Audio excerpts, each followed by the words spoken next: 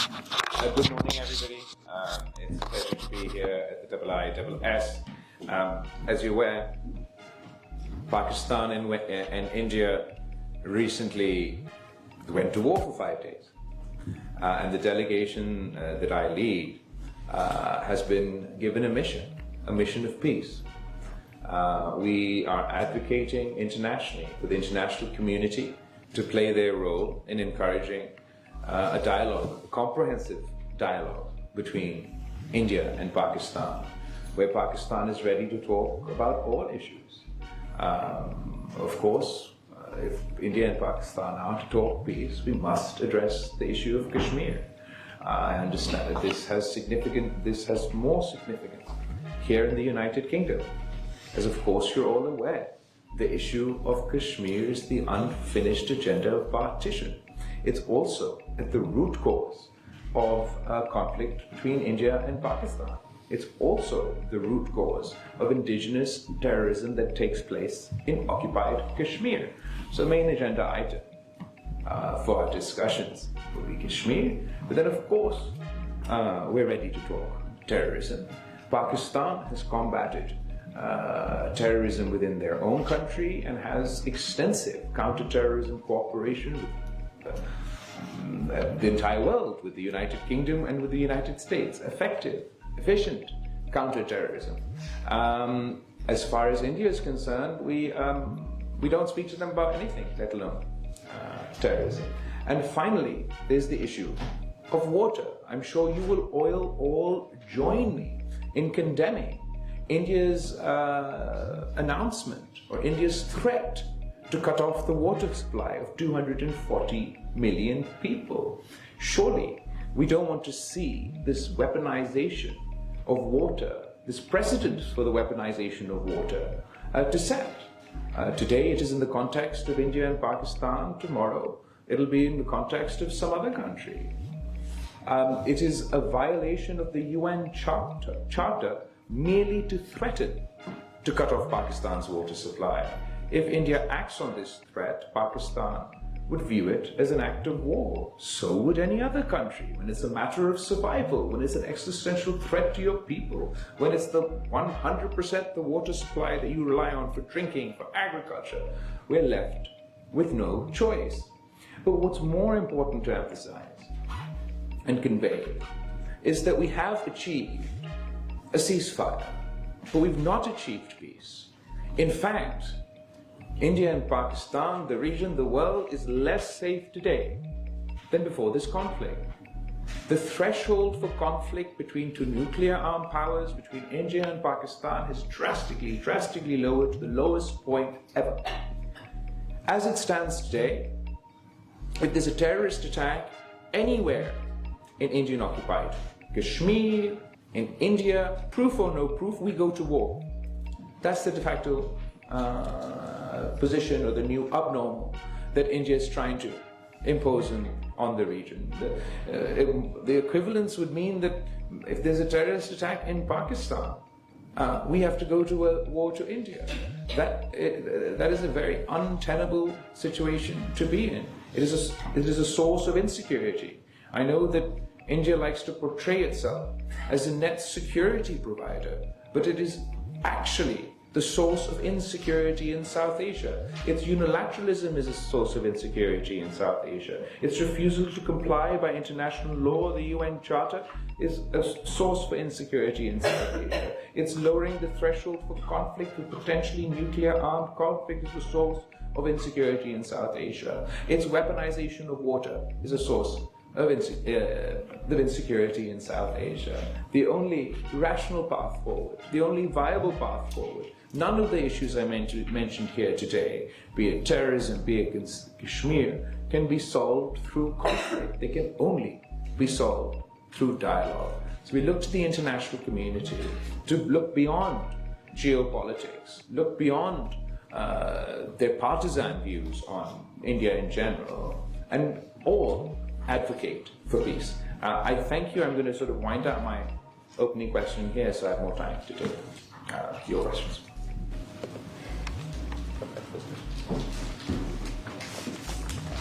Thank you very much. Um, the floor is open. I'd like to start myself by just posing a question, if I may, to you, Bhutto. That is, I mean, the request, the plea, the proposition is for dialogue. But is there, as it were, a peace plan? Do you have a peace plan in mind, or is it all dependent upon, as it were, that initial contact, that opening of a dialogue? So more than a plea, there's a commitment made to Pakistan by the international community, or by those key stakeholders that were involved in helping us achieve this ceasefire.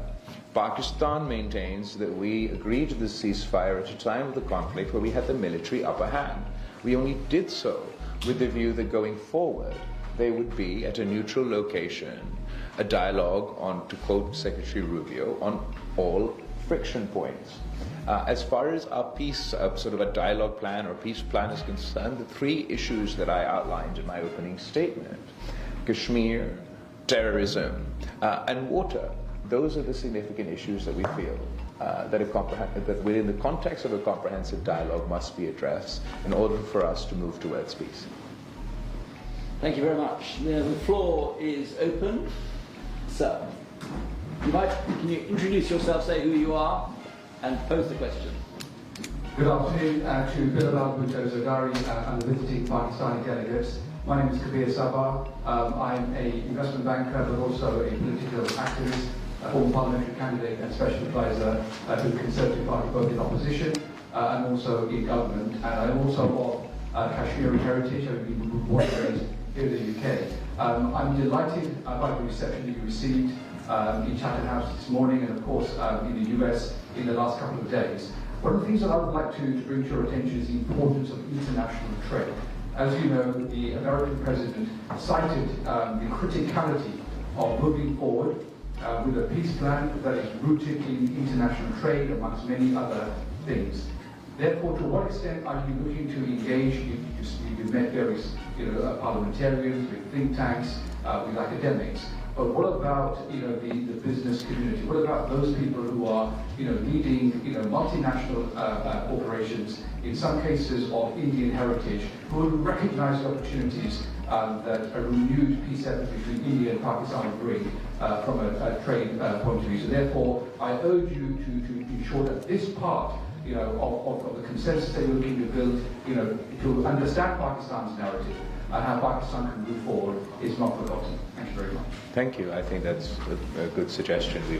We will, going forward, engage more of the business community. Trade is absolutely one of the peace dividends that would not only benefit India and Pakistan, but also the rest of the world that engages there economically. India and Pakistan at the moment do not trade with one another. Just the direct trade between our two countries would unlock such potential and pave the way for even more prosperity for the people of India and the people of Pakistan. We also, as a result of this conflict, no longer allow transit trade. That would benefit not only India and Pakistan, but all those who stand to benefit. Thank you, sir. Hello, my name is Farid Qureshi. I'm from IISS. My question is from Bilawal Bhutto. Traditionally, Pakistan has maintained a balance between China and West. So how do you see that balance going forward following the Pahalgam incident and Pakistani war? I think that Pakistan has always played the role of a bridge. We don't seek to be divisive, and we don't benefit from conflict. There are other countries in the region who benefit from conflict and sort of perpetuate that environment. Pakistan would like to be a bridge, as we were in the past, between the United States and China. We have economic cooperation with both countries. We have the China-Pakistan Economic Corridor, obviously, which is, I'm sure you're all aware of. Also, the US is our biggest trading partner. So we are engaged with both countries, but we would like to see ourselves as a bridge rather than a divisive force. Thank you very much. Rob.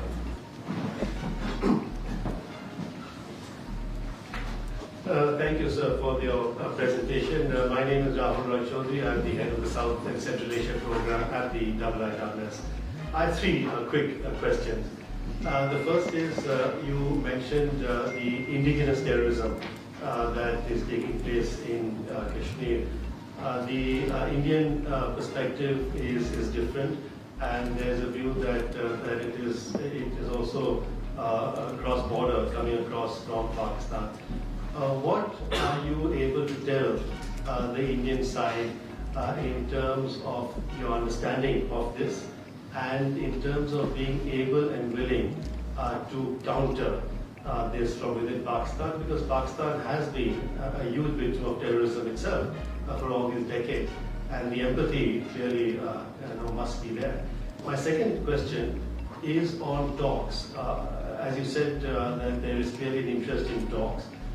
Are these talks conditional or unconditional? Because in the past, the Pakistani perspective, official perspective of talks, were that they would be conditional on the reversal or the revocation of Article 370 in August 2019 over Kashmir. And my final point is on the Indus Water Treaty. I mean, I agree with you. I think, for India, the fight with Pakistan is not against the people of Pakistan. And the Indus Water Treaty, sadly, is a reflection of that. That should not take place. But having said that, is Pakistan able and willing, but I hope talks do take place on the IWT, to look at modifications within the IWT in terms of the changes in population, changes in democracy, but also climate change issues on the water flows from India to Pakistan? Thank you. As to terrorism, obviously there's multiple forms of terrorism. There's indigenous terrorism, there's cross-border terrorism. On cross-border terrorism, Pakistan has been very successful in countering cross-border terrorism since 2000. And as far as the India groups of concern to India, that's the best way to put it. Against those groups, Pakistan has taken extensive action. And this action has been endorsed by the FATF. When I was the foreign minister of Pakistan, Pakistan was on the FATF grey list. And by the end of our term, we've managed to shift from the FATF to the grey list to the FATF white list, which means the international community endorses the actions that Pakistan took against said groups. We filed 2,645 terrorism financing cases, arrested 2,727 individuals, 549 persons have been convicted. Over 2,000 individuals and more than 80 organizations have been proscribed under the Anti-Terrorism Act. LETE, LEM are dysfunctional, inactive, and have not claimed any act of terrorism within Pakistan or beyond. As far as indigenous terrorism, I believe that given, as I mentioned the issue of Kashmir in my opening remarks, India has to come to the understanding that not all terrorism is cross-border.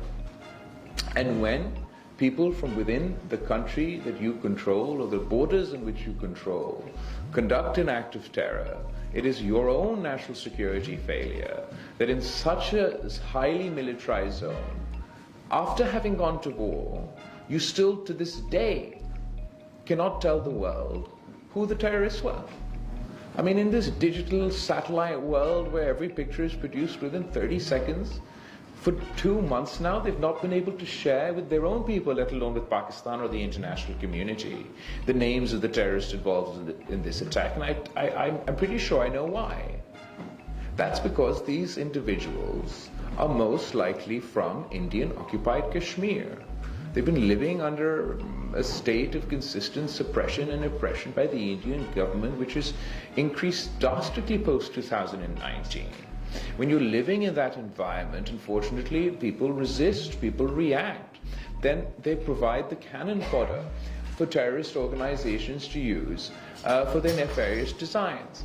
If the Indian government were able to share with us any proof that these individuals came from Pakistan, who they were, where they crossed, where they came from, of course we'd be happy to take action, but they just haven't done that. Because the truth of the matter is, whether it is this terrorist incident or the attack in 2019, both are orchestrated by indigenous terrorism within Kashmir.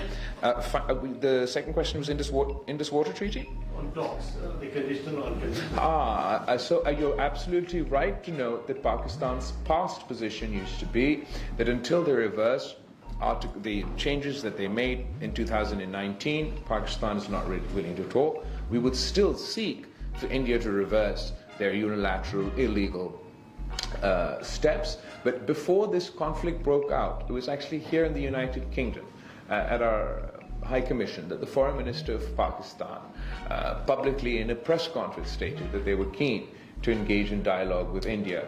And also to refer to an early question, he was talking about trade, that Pakistan wanted to trade with India. So, and within the context of this conflict, or post this conflict, it's not conditional talks. I think they're important to have those talks as long as they're in the framework of a comprehensive dialogue which allows us to address all issues. We can't have talks that are just one-item agenda talks. It has to be within a framework. So the framework so you can put this, I suppose, as a condition, is that we want to talk comprehensively of all issues of concern, to both parties, or all friction points, to quote Marco Rubio. And in this water treaty, we can talk water, but only within the confines of the Indus Water Treaty itself. And then absolutely, we're happy to engage with any concern that India has, but what India has done is illegal. It doesn't have any basis in the treaty itself. It doesn't have any basis in international law. They've unilaterally allowed unilaterally announced they're going to cut off our water, and as you say, the enemy shouldn't be the people of Pakistan. But as India has demonstrated over the course of the 5-day war and slightly before, post this terrorist attack, that Mr. Modi and Mr. Modi's enemy is all the people of Pakistan. In reaction to this terrorist attack, he suspended the Indus Water Treaty, which is cutting off the water supply of each and every single Pakistani. In reaction to this terrorist attack, they claim to have hit so-called terrorist infrastructure. Just as they can't tell you to this day which terrorists were involved in the terrorist attack in Indian-occupied Kashmir, they can't to this day tell you which terrorists they hit in Pakistan, if they were supposedly targeting our terrorist infrastructure. The truth is they didn't. They hit the innocent men, women and children of Pakistan. So India's government is painting all Muslims with the same brush. They demonize an entire community. But using the wolf whistle of terrorism, they demonize the Muslims in India, they demonize the Muslims in Indian-occupied Kashmir, and they demonize the Muslims in Pakistan. I think those are the three questions covered. I've got 2, 3, 4, 2 together at the second rank there, the gentleman with the camera. Thank you very much, Mr. Bhutto, for coming here. My question is this. Who are you? Sorry? Who are you? Say your name and My name organization. is Javed. I am representing PTV News, Pakistan State Television. Mr. Bhutto, I have covered Mr. Mohtarma Bilawal Bhutto Shahid here and Mr. Zardari sir. Good to see you here. My question is this. The leadership of India, the Prime Minister, current Prime Minister, he was once banned to USA for his involvement in the Gujarat riots, and you rightly said that he was a butcher of Gujarat. Secondly, India was involved in killing of Khalistan leaders in Canada, and the Canadian Prime Minister particularly named this, that the Indian agents were there. Third, recently a train was hijacked in Balochistan and innocent people were killed there. Third, there was Samjhauta Express incident a way back. There are continuous allegations on India of terrorism sponsoring within Pakistan, especially Balochistan. Then Pakistan has Kulbhushan Yadav, an Indian serving army, the personnel. How can you talk to Mr. Modi in this situation when he used these incidents for his election campaign? My question. It's quite an expansive question that covers quite a lot of topics. As far as India's role in financing, facilitating terrorism within Pakistan and beyond. Pakistan, I was going to say presented proof, but before that, there's a joint communique between Indian Prime Minister Manmohan Singh and Pakistani Prime Minister Yusuf Raza Gilani. In that communique, the Indian government is on record about their role facilitating these groups within Balochistan, supporting terrorism within Balochistan, and it was our understanding that we would move together to combating terrorist groups of each other's concern. Unfortunately, we haven't managed that, and what we've seen is an increase in terrorism within Pakistan, particularly post the fall of Kabul. Now there are more of these groups free, which are being heavily financed by the Indian apparatus, and they're conducting terrorist attacks within Pakistan. They're using weapons that were left behind by NATO in Afghanistan to carry out these terrorist attacks. Obviously, Kulbhushan Yadav, an Indian Army officer, being caught within Balochistan, again, speaks to them being involved in this activity. We absolutely insist that India stops using terrorism as sort of a toolkit of their policy, of their foreign policy, whether it's the context within Pakistan or what their government has been doing in Canada, in Australia, in the United States, where they finance criminal gangs to target Sikh activists. They're then victimized, subject to extortion, and assassinated. That's not just a Pakistani claim. Obviously, this activity takes place in our country, but the Canadian government has exactly the same stance. So India is increasingly using the cover and the legitimacy provided by the world under this so-called net security provider label to conduct act like a rogue state. The lady next door.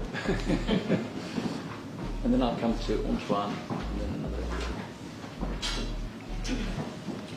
Good afternoon, I'm Dr. Sharma Junaid. I have a PhD in politics and I work as a political advisor on diplomatic affairs. So my question, I have two questions, one with the former Foreign Minister Bilawal Bhutto and second with you. So my question with Bilawal Bhutto, that he just spoke in his very brief speech that we have a ceasefire but not a peace with India. So Pakistani delegation in the US visit and also in the UK visit, you are continuously talking about peace, but how to move forward to the lasting path of peace when India is not ready to talk. So what would be your next step regarding the matter of IWT, because we are having a very major crop season in Pakistan while India has suspended the treaty. So now my next question with you, Mr. Desmond Bowman, that I had Masters in Diplomacy at IISS and Rahul Rai is also there. So what we learned that whenever there is deadlock in diplomacy, the war begins. And that is exactly we have seen in the case of India and Pakistan. So why not to bring a forum like IISS should bring an informal kind of dialogue or debates to invite Bilawal Bhutto, Shashi Tharoor, because even there is bachelor diplomacy and informal dialogue, we can move forward towards something. There should be some dialogue, because that is the goal of diplomacy. Thank you.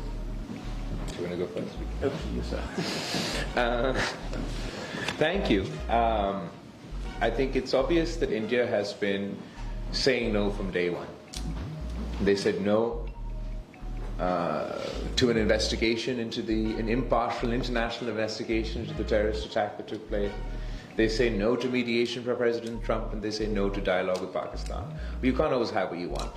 and India didn't, just as India had to accept the ceasefire as a result of intervention, we're looking to the international community to play their role, to encourage a dialogue for us to achieve peace. We're under no delusions. It's not like sort of peace happens in a day. Or this is a mission, an effort that we continue to advocate for because it's something we believe in passionately. We refuse to damn the 1.7 billion people of the subcontinent to perpetual war. We fought perpetual war generation after generation over Kashmir. More recently, we've been fighting over terrorism. Now, the Indian government would like to damn future generations to perpetual war over water. We advocate for peace for our own people and for the people of India. As far as the Indus Water Treaty is concerned, absolutely, I would strongly encourage the Pakistani government to challenge India's decisions at the appropriate forums. I'm sure we are doing that. As we speak, as you know, I'm abroad here speaking to you, so the details I can get back to you, but absolutely we have to challenge it within the legitimate forums, raise our voice internationally, and we expect from the international community to raise this issue across the board, no matter what their position on India, Pakistan, vis-a-vis terror, vis-a-vis Kashmir. This is a humanitarian issue. This is the question of the water supply for 240 million people. I'm sure that this is not a position that India will be able to sustain. They don't have the moral high ground. This is the lowest of the low ground. I'd like to see the Indian government try to perpetuate this position that we're going to shut off Pakistan's water supply in perpetuity. They're going to be unable to do so. If they continue to do so, then they'll lose this facade, and it is just a facade, of a great superpower acting in a responsible way. The mask will come off of the Modi government and the way it's come off for the Muslims of India, with the way it's come off for the people of Pakistan. Eventually, if they're going to continue to insist on cutting off the water supply for 240 million people, then the international community will see I was going to say butcher trap, I suppose I'm not meant to. We'll see Mr. Modi for who he is.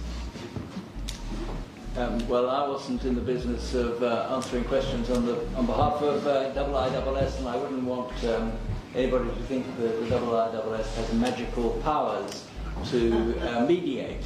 But the fact of the matter is that when it comes down to it, the parties involved in strife have to talk to each other, whether through the front door or the back door, and that's not happening.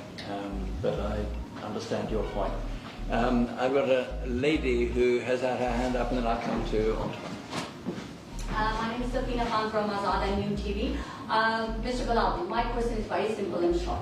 Do you believe Pakistan can get support from UK and US on Kashmir issues? Thank you. I think it's a question of not Pakistan not getting support for itself, but Pakistan getting support for peace.